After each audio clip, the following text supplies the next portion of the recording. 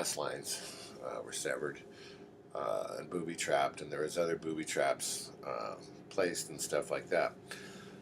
Anyway, the theory here is this, and is that there's this large group of people, okay, and what they do is that they seize people's houses in Pasadena, and the way they seize them is that there's poisoned wells there. They know they're poisoned and everything, and instead of running the well deeply into the ground, which you should, and taking measures like filtering the water and stuff like that, they're not. They're running it up to a shallow surface, and they're picking up all the TCEs and all the perchlorates and all the other goodies that are just like in there from JPL, dumping everything into the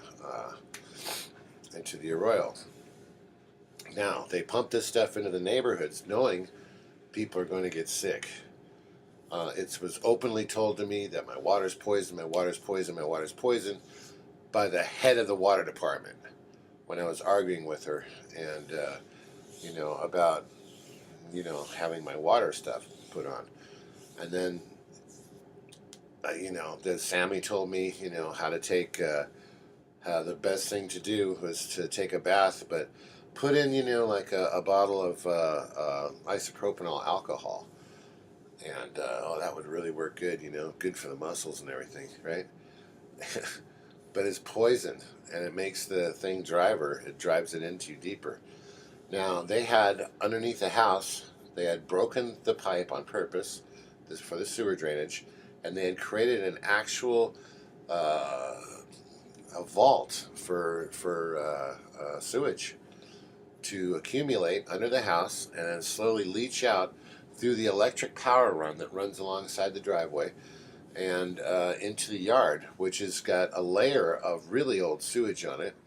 And under that there's compact clay that was placed there, and it's got little parts in it and stuff. And that was done to hold in all the chemicals that are buried in the back. And there's barrels and barrels underneath the ground.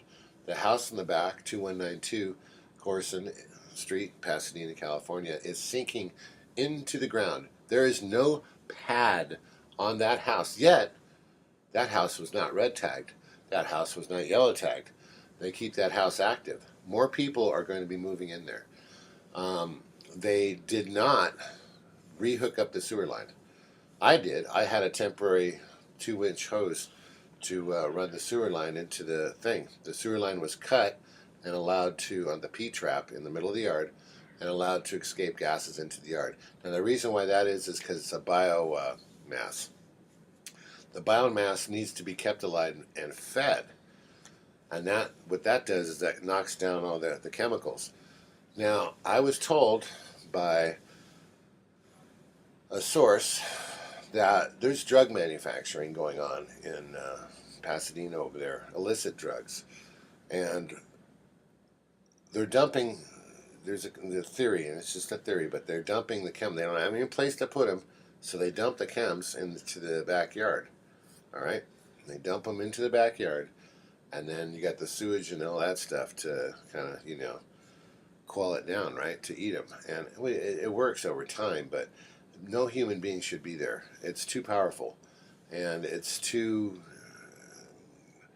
just incredibly strong. It's just like powerful. We've had to take extraordinary measures to stay alive. Now, imagine this. You get people supposedly that own it, right? The property. But what if they belong to a bigger group? And the bigger group is a city, and they have people in every single department of the city of Pasadena, California.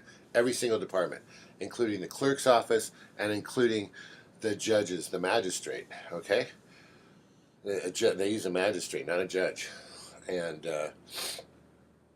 all the way up and down, including the police department and everything.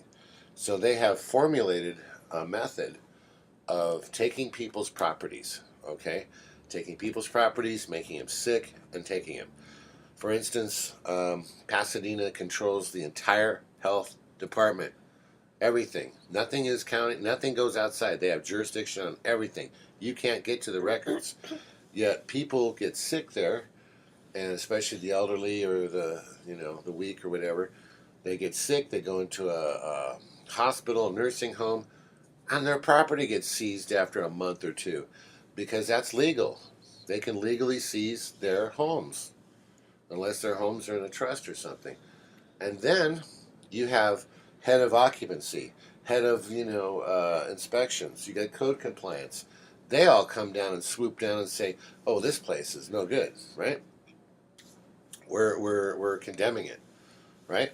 These properties are then sold for 10 grand, and I got like lots of evidence of that.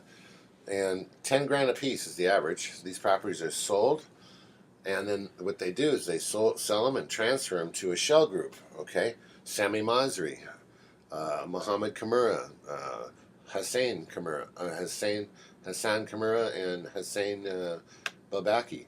They sell them to these shell groups, and what they do is they take the thing and they put it in a trust or they have it in their name.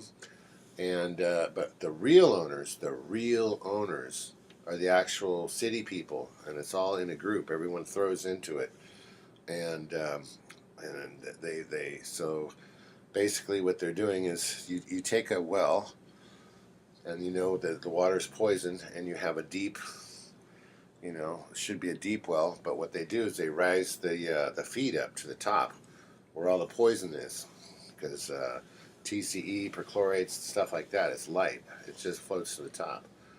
And what they do is they suck that water out, pump it into an area, and say, okay, this area is going to be affected by this well, and they just let it run into there. People get sick, they come in, and when people get sick, they stop taking care of their houses. And they come in, and they stop taking care of their legal affairs and stuff like that. And then the city comes in, and they go tap, tap, tap, tap, tap, tap, tap, tap. And then it's like a machine, and they have it all down. And what they do is they just knock people into the dirt. And then things are sent through court, absentee judgments and stuff like that, and default judgments. And then the records are burned. The records are burned. All right? Paperwork is changed.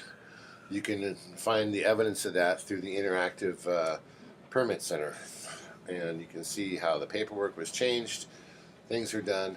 You even have, inspectors and stuff like that who own these houses who inspect their own houses. Okay, we got Tony Escamilla, who has an inspection company, right, that operates in San Gabriel Valley, and he's an inspector full time, right, with Pasadena. That's a total conflict of interest. You got Ophelia Cavazos, the health department. She comes in and she'll shut the place down. They pulled the meter twice at that property that I know of. Once for me and once for another guy that died. And people came out of there in ambulances after 2-3 months of living there. A month and a half sometimes. I found that out. We were there for a long time, and we took extraordinary measures. We have special mineral baths and other homeopathic things that we use and stuff like that, and also radiation. Now, this goes up so high that I had a federal EPA officer go there. He found radiation in the yard, but he farbed the meter. The meter went off, and there was two of them there, and there was another specialist, and the meter went off, and he messed with the dials in front of me. I'm not stupid. He sent me a letter and told me that he used 3 different types of machines. Well, he didn't use a flame analyzer. He brought one, but he didn't turn it on. That's because the methane gas and stuff, it would have shown up. And there's gas on the east side of the house that comes out of where the gas meter is, and there's we call it a water spout. It's in the front. Water never stops there. The water's been shut off, but it still leaks and what have you, and you can see that it goes straight into the water table. Now we got barrels and barrels of stuff underneath that ground, and they're coming out, and everybody who goes in the backyard gets high, dizzy, sick, like immediately.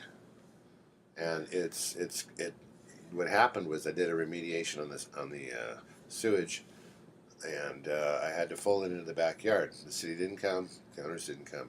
I was forced to clean up 1,500 gallons plus of sewage, 2,000, whatever, a lot. And I've got the professional equipment. I've been in the remediation business and cleaning business for 20 years. Actually, more than that. And I was banned from touching any of my stuff for 3 months. So it would go and rot in the backyard and get ruined, which it did. We lost over $100,000, $150,000 in cash. We lost hundreds of thousands of dollars in goods and supplies. Hundreds and hundreds of thousands of dollars.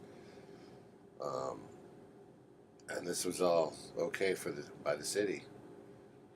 All okay. And the reason it was all okay is because they own the house.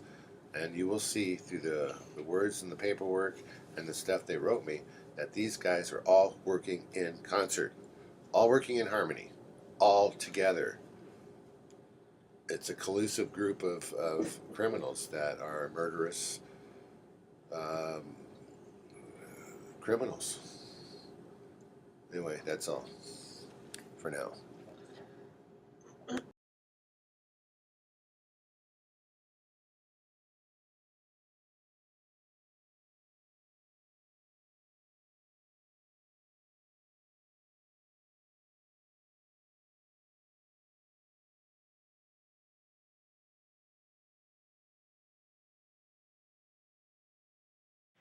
The problems that are likely to have occurred, or almost certainly to have occurred at Desert Area Army Reserve Center, first of all, there's an underground storage tank, which has never been investigated, yet it's on the maps on the city site. Other buildings on the site were a painting shop and an automobile maintenance facility and an automobile wash rack. In my experience on military facilities, every underground storage tank has leaked or had material spilled around it. Every paint shop has had hazardous materials released, principally trichloroethylene, which is a carcinogen, and paint thinners such as toluene and ethylbenzene. The fuel in the fuel tank would have been leaded gasoline, so there's probably tetraethyl lead in the soil and groundwater. And these things have not been addressed. Why is this a problem to the city? The Army is obliged to clean these things up through all of eternity. The problem that the city would face is if the city took this for a public use without cleaning up and someone became ill or got cancer, God forbid, they could sue, but they cannot sue the Department of Defense, but they can sue the city of Pasadena for negligence. The solution to this problem is quite simple. The hazardous materials group within the fire department needs merely to write a letter to either the Regional Water Quality Control Board or the Department of Toxic Substances Control